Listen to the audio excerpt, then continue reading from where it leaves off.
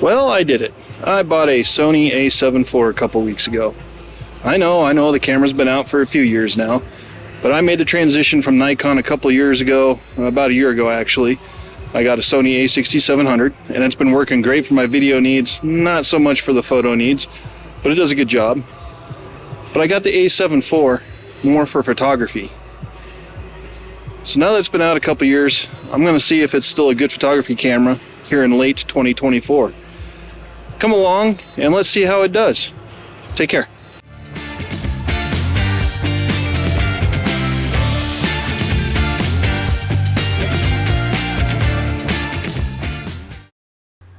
Now, I bought the Sony A7IV based on recommendations from those that are in photography full-time.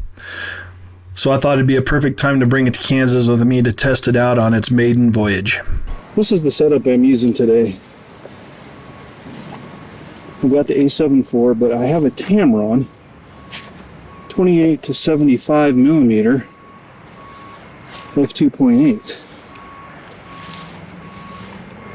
Now this is the only lens I brought. Traveling light, like I said, I'm along for the ride with my wife as she's at a work conference.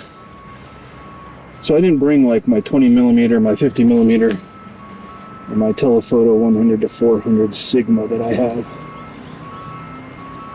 This is actually the first outing for this lens as well. Like I said, the camera's only 2 weeks old to me. Let's continue on our journey and see what kind of sights we can find with our photos here at KU. Now, I decided to start the day off by taking pictures of trees and flowers around the KU campus. I needed to get a feel for the camera and how the settings are going to be working. So these are the pictures that I took first with the trees and the flowers.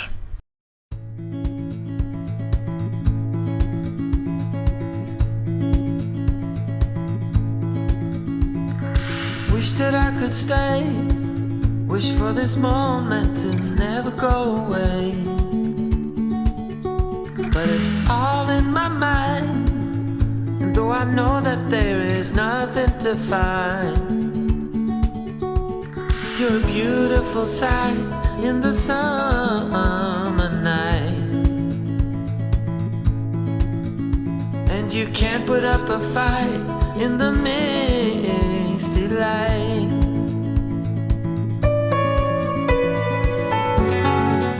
I gradually moved on and found myself taking pictures of the memorials that I found around the campus.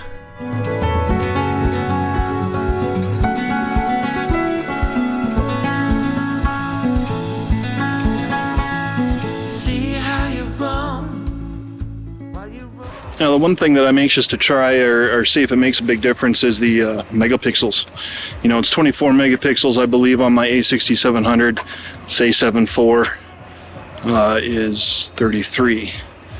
So I'm curious when I get to the editing process if that's going to make a big difference. I am liking the camera though, and I do like the dual SD card slots.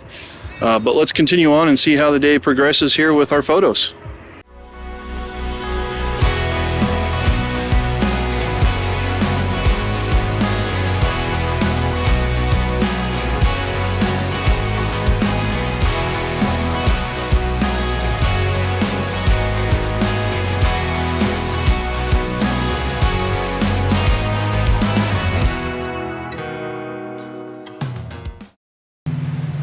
Well, I've been pretty lucky so far. The sun is shining bright out here today, and it hasn't messed up the lighting too much. And there's been a couple scenarios so far that I've had to deal with, but for the most part, I'm just adjusting the f-stop a little bit, shutter speed a little bit, to try to have everything in balance. I've been keeping the ISO right around that 200 mark, and it seems to be working okay, at least looking at the metering and the camera. I guess we'll see in the edit process, but let's take a look at some more photos, and then I'll have final thoughts on what I think of this A7IV so far.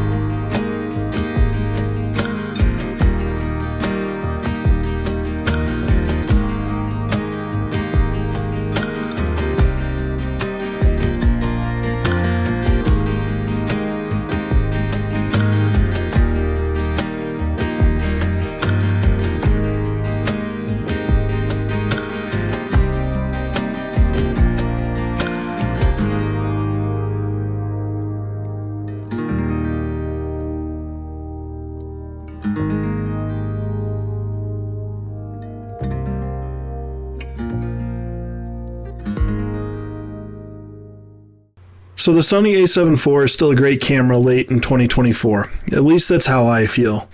I do notice a big difference between the A6700 and the A7 IV on the photography side.